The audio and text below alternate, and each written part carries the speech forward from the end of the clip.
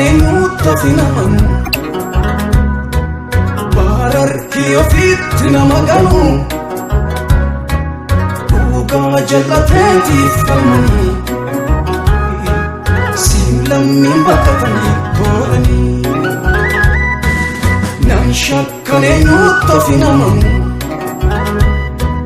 baara cinaacha ofiitti nama ganu dhugaa jallateetiif falmanii siin lammiin baqatanii tooranii dhugaa galgala koo dhugaa kafana koo dhugaa lammii koo isa dhugaa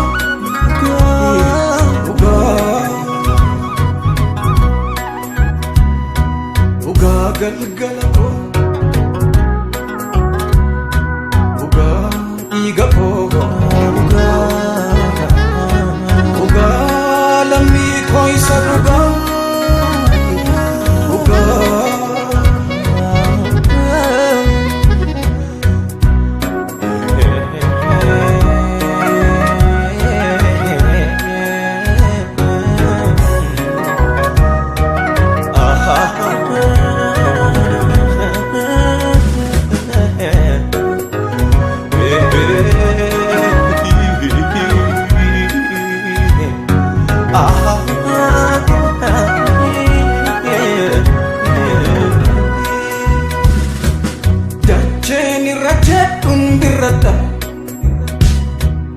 akka isaateen mimilladha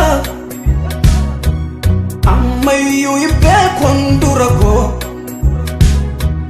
mee waa dhageessisi kaa gurra koo dacheen irra jedhun birradha akka isa sobeen mimilladha ammayyuu hin beekon dura koo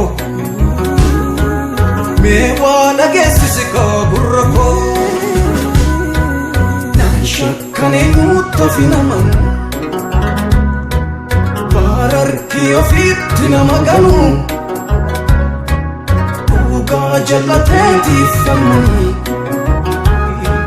siin lammiin baqatanii tooranii nan shakkan eenyuutti ofi naman baara cinaacha ofiitti nama ganu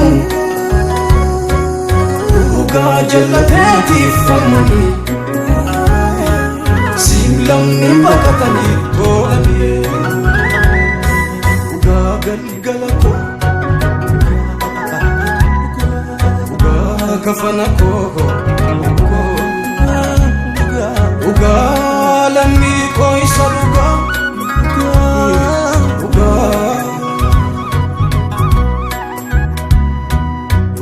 galgala koo dhugaa dhiiga koo dhugaa lammii koo isa dhugaa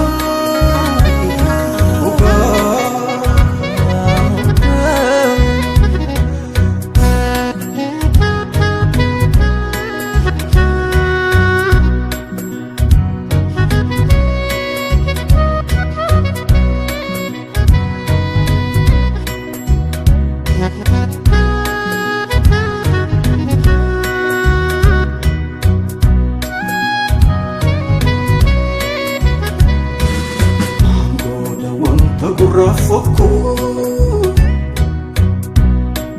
Keon se chufe ke sansoko Kanyo dunten abuangako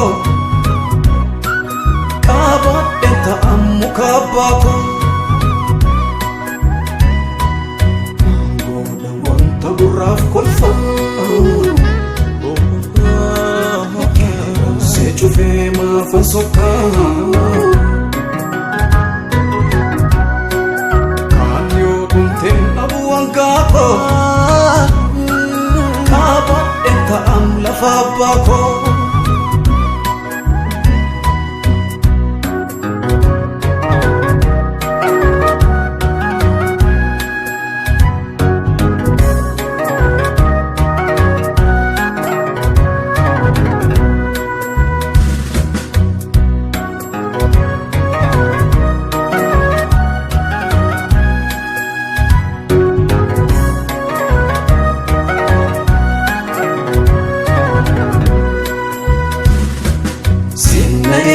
malee fagootiin dhufu sareen na nyaatu.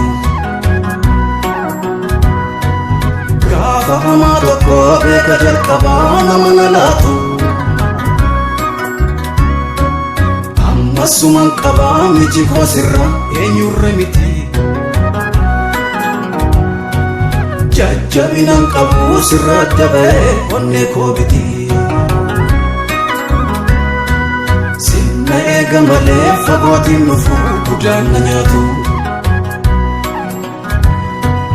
Gaafa waca tokko beeka jalqabaa nama na laatu.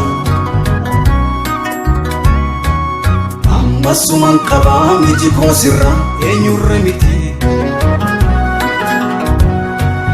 Jajjabinan qabu sirra dabee onnee koo biti.